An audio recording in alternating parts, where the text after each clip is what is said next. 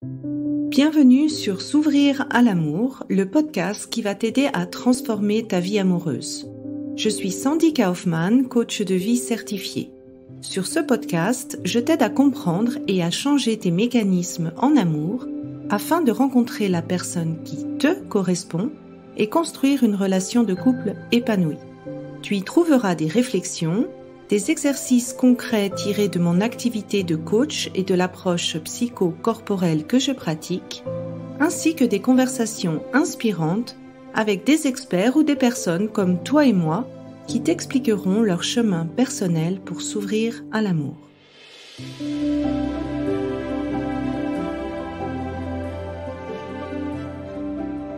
Tu écoutes l'épisode 25, comment travailler la relation avec tes parents peut t'aider en amour.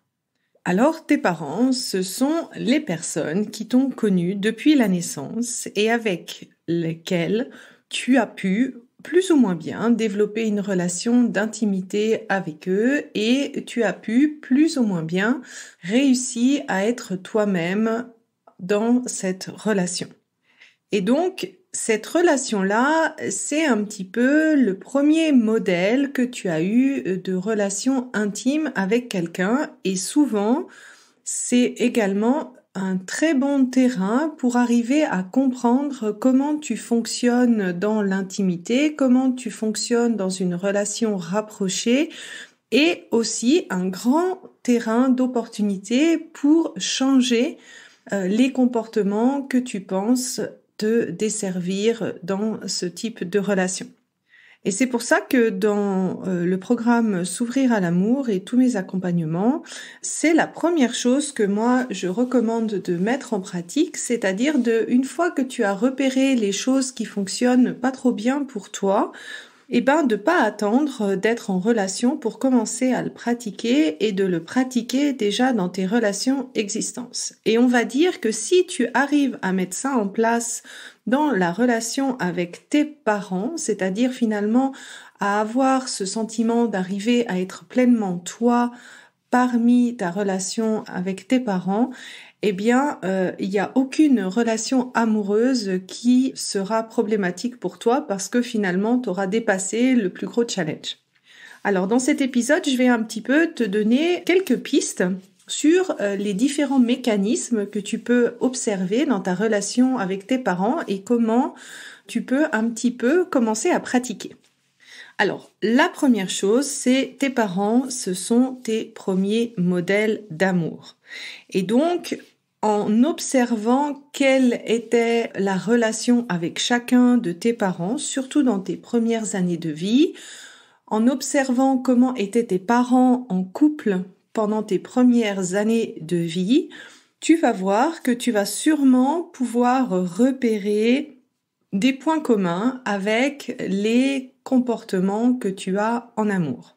Je te donne différents exemples. Si par exemple tu as vu dans la relation de tes parents ta maman qui s'est sacrifiée pour la vie de famille, qui s'est sacrifiée pour la vie de couple et que tu es une femme, tu peux avoir enregistré que le prix à payer pour une femme d'être dans un couple, c'est de s'oublier soi-même.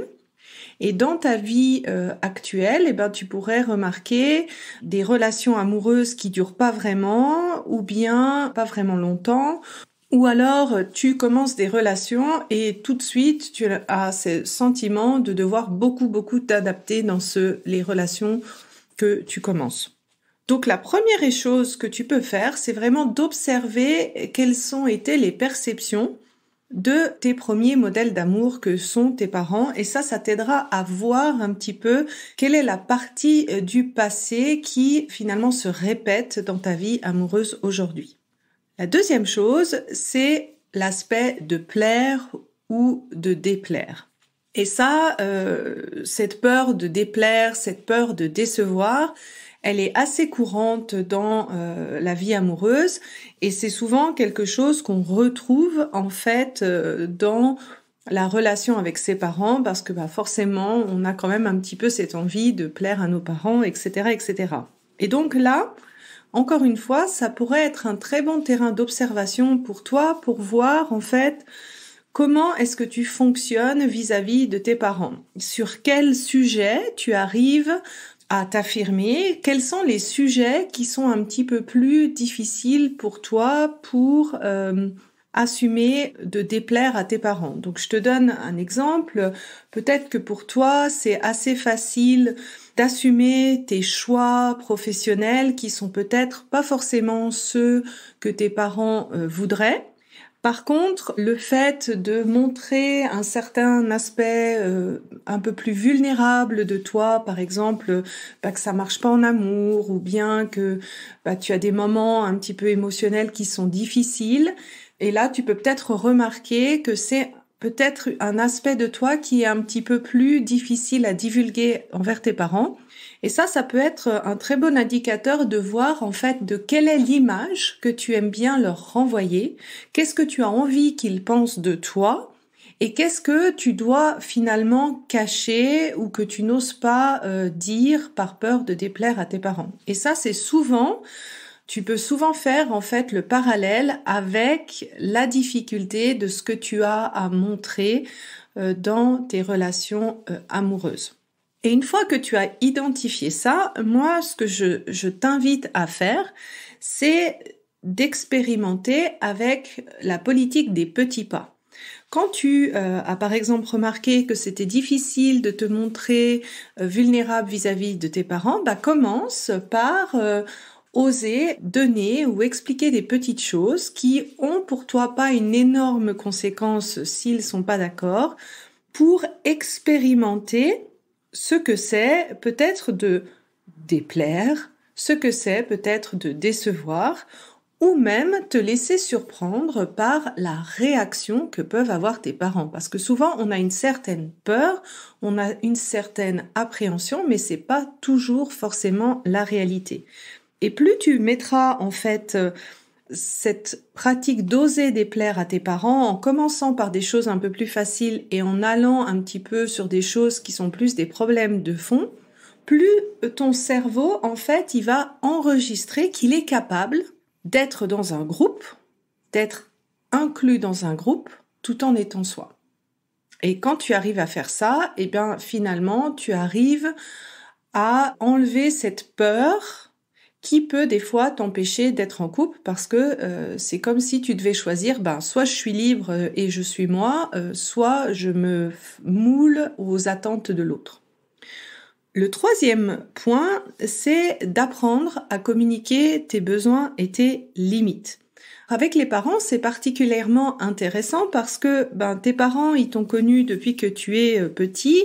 Il te voit peut-être encore avec ses yeux d'un petit enfant et c'est aussi normal que toi, tu as des besoins et des limites qui évoluent. Donc, typiquement, si les parents ont un peu du mal à respecter ta sphère privée, respecter tes habitudes, ou ils ne prennent pas en compte certains de tes besoins, encore une fois, ça serait très intéressant d'observer quels sont les besoins et les limites que tu arrives facilement à communiquer? Quels sont les besoins et les limites que tu as du mal à communiquer? Et de regarder en fait le parallèle dans ta vie amoureuse. Je te donne un exemple. J'ai eu une personne que j'accompagne qui avait une relation assez factuelle avec son père, donc il était là pour elle, mais ils échangeaient pas beaucoup à l'âge adulte sur l'aspect émotionnel, sur l'aspect d'échange. Et puis, elle avait vraiment envie d'avoir cette sensation que son père s'intéressait un petit peu à sa vie. Parce que si elle ne faisait pas le premier pas, si elle n'engageait pas la conversation, elle avait l'impression de pas avoir de relation en fait avec son père. Et elle a vraiment réalisé ça en se posant justement la question, mais qu'est-ce que je n'arrive pas à demander dans la relation avec mes parents? Et c'est ça qui était ressorti. Et donc, elle a pris son courage à deux mains pour aller demander à son père que ça lui ferait énormément plaisir qu'il prenne un peu de ses nouvelles, dans un aspect un petit peu moins factuel, parce que comme ça, elle avait cette sensation d'être plus que une personne qui travaille et d'être plus considérée dans son entier. Et elle était totalement surprise, en fait, que son papa, il avait simplement besoin de comprendre qu'elle avait besoin de ça, parce qu'il n'y avait pas pensé de lui-même. Et à partir de ce moment-là, il a commencé à lui envoyer une fois par semaine un petit SMS, coucou ma chérie, comment vas-tu? Et c'était magnifique à voir parce que ça a vraiment changé leur relation, quelque chose de assez simple, mais ça a vraiment changé leur relation. Et surtout, ce que moi j'ai vu dans cette personne, c'est qu'elle s'est aussi sentie en droit d'exprimer ses besoins d'affection, ses besoins d'attention après avec ses partenaires.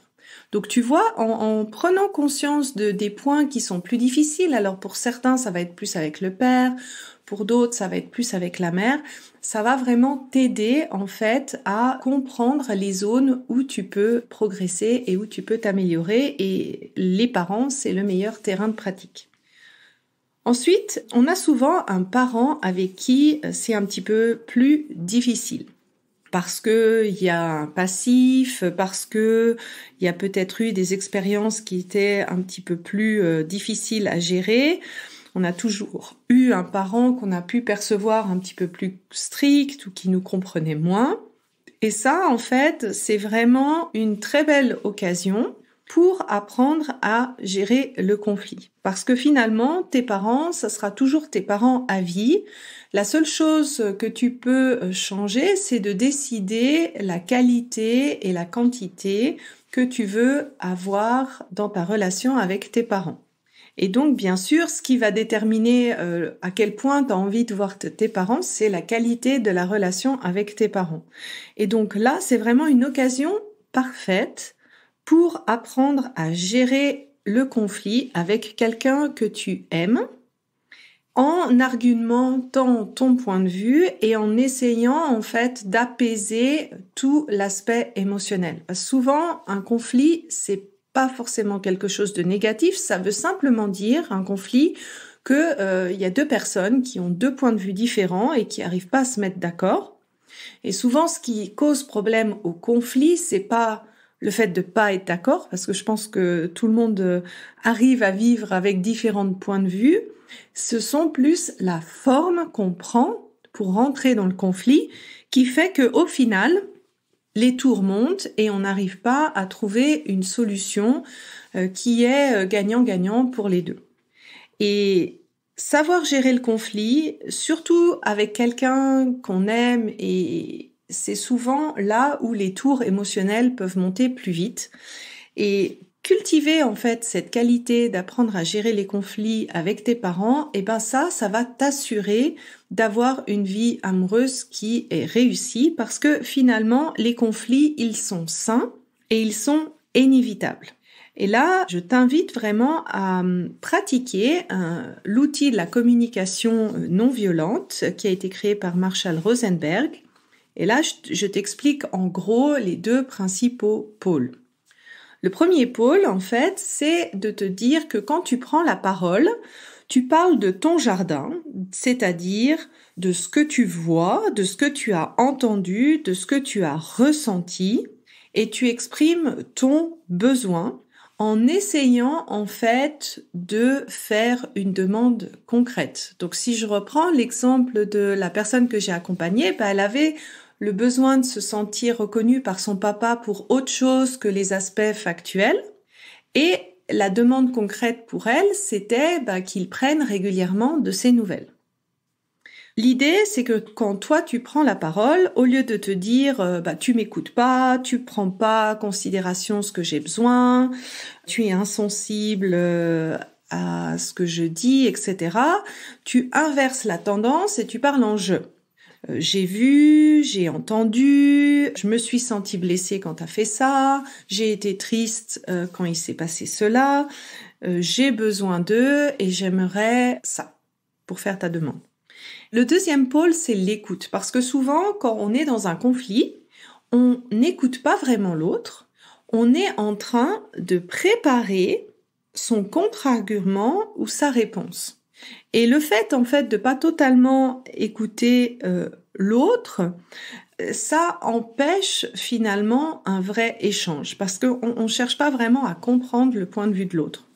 Et en écoutant l'autre, tu peux te focaliser sur ce que la personne a observé, ce que la personne elle a ressenti, ce que la personne a comme besoin, quel est le besoin de la personne. Tu peux même apprendre à reformuler pour être sûr que tu as bien intégré. Et l'idée, c'est vraiment d'écouter sans te sentir obligé de répondre à la demande de la personne. Et simplement en faisant ça, tu vas voir que ça va être beaucoup plus simple en fait pour trouver une solution. Et ça, la communication, c'est quelque chose qui demande de la pratique. Alors, profite de la relation avec ce parent qui est peut-être un petit peu plus difficile pour t'entraîner et finalement, le bonus que tu peux avoir, ça peut être que d'améliorer la relation avec ce parent parce que le temps passe et on n'a pas plusieurs occasions de développer une qualité avec la relation avec nos parents. La communication, ça c'est quelque chose qui est pour moi essentiel dans le couple et c'est vrai que dans mon programme S'ouvrir à l'amour, j'insiste particulièrement pour que les gens s'entraînent et pas seulement sur leur partenaire potentiel mais dans toutes leurs relations. Parce que je pense qu'on peut vraiment tout dire, il n'y a pas quelque chose qu'on ne peut pas dire, c'est principalement la manière dont on dit les choses qui fait la différence. Une autre chose que tu peux apprendre grâce à la relation avec tes parents, c'est d'apprendre à pardonner. De toutes les personnes que j'ai accompagnées, je n'ai pas connu une personne qui ne s'est jamais sentie blessée par un comportement ou des mots de ses parents. Et en fait, cette étape du pardon, c'est souvent confondu avec accepter ce qui s'est passé ou valider ce qui a pu se dire ou ce qui a pu se faire. Mais en fait, pardonner, ça veut simplement dire de ne plus vouloir porter le poids du passé, de ce que toi tu as perçu de cette expérience du passé, de ce que tu as pu ressentir comme émotion de cette expérience passée et de décider que tu ne veux plus continuer à porter ce poids dans ton présent et dans ton futur. Et pour moi, ça passe d'abord par accepter pleinement la peine que tu as pu ressentir au travers de certaines de tes expériences et de pleinement aussi accueillir et voir peut-être quels ont été les schémas que ça a créé en toi, que ce soit dans tes amours ou dans ta vie en général, pour finalement te libérer de cette perception et de te libérer de l'impact de cette perception dans ton présent. Une fois que tu as vraiment pleinement accueilli cette part de souffrance en fait qui est en toi, la deuxième étape pour moi, c'est de t'inviter à changer de perspective. Parce que, bien sûr, c'est comment toi, tu as perçu certains événements, c'est de comment toi, tu as perçu certains de leurs actes envers toi, mais ça veut pas toujours dire que c'était l'intention de tes parents. Et là, peut-être, une chose qui pourrait être intéressante, ça serait d'ouvrir la discussion où chacun peut finalement parler de quelle a été sa perception et où tu peux peut-être clarifier quelle avait été l'intention de la personne ou quelles étaient peut-être les circonstances qui ont fait que ce parent a agi finalement envers toi comme ça.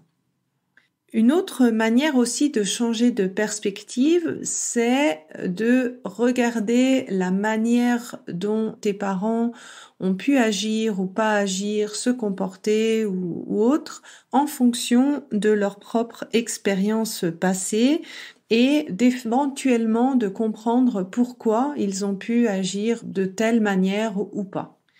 Et une fois que tu as changé en fait de perspective, la dernière étape, c'est de reprendre, de redevenir finalement l'acteur de ta vie en te posant la question, mais finalement, qu'est-ce que cette épreuve de vie, qu'est-ce que cette expérience de vie m'a aussi apporté de positif?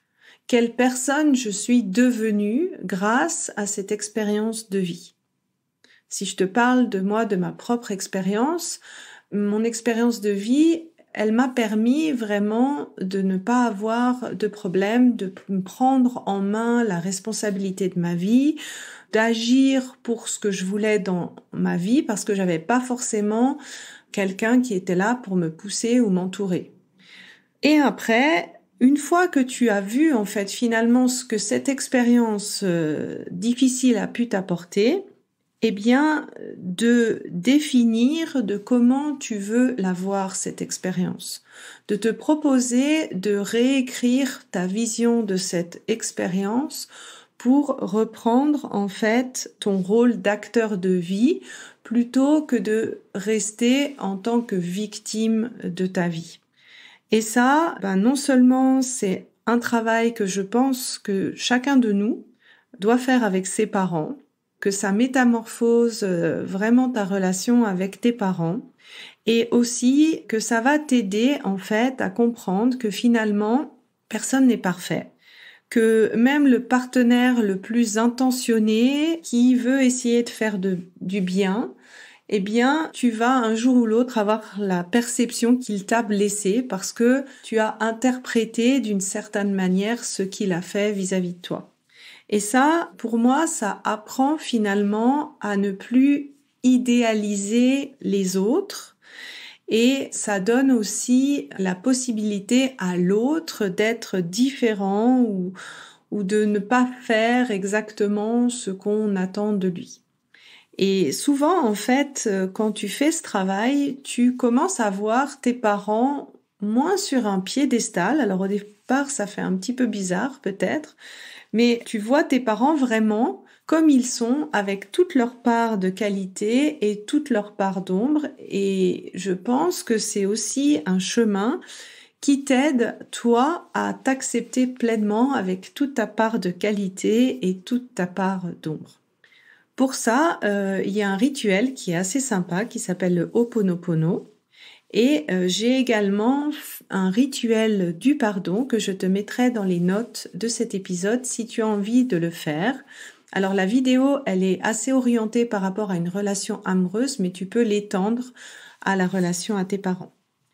Le dernier point, en fait, que j'aimerais t'inviter à faire en observant justement ta relation avec tes parents, c'est d'observer comment est le couple de tes parents, comment il a évalué et d'utiliser cette observation pour définir quelle est ta vision du couple idéal. Alors, prends le temps de vraiment regarder ce que toi tu considères qu'ils font de bien, ce que toi tu considères qui pourrait être amélioré. Tu peux même aussi leur poser des questions sur ce qu'ils pensent avoir fait de bien ou de moins bien. Et ça pourra t'aider en fait à développer une vision qui te correspond et qui est peut-être différente du modèle de tes parents. Et si tu remarques que finalement, en fait, la relation avec tes parents, elle impacte énormément les scénarios de couple que tu répètes dans ta vie, soit parce que tu essayes de rejeter ton modèle mais que tu le répètes malgré toi, ou que tu vois que finalement la relation que tu as avec tes parents, c'est un petit peu le même genre de relation que tu as dans tes amours. À ce moment-là, ça vaut la peine de rejoindre le programme S'ouvrir à l'amour, parce que la première étape qu'on va faire, c'est vraiment de faire ce bilan relationnel, de voir comment tu as été en relation avec tes parents et de quel est l'impact de ça dans ta vie amoureuse, et bien sûr ensuite de déprogrammer cette manière de fonctionner avec l'approche psychocorporelle que je pratique. J'explique ça dans l'épisode 3 et sinon tu as les infos sur le programme S'ouvrir à l'amour dans les notes de l'épisode.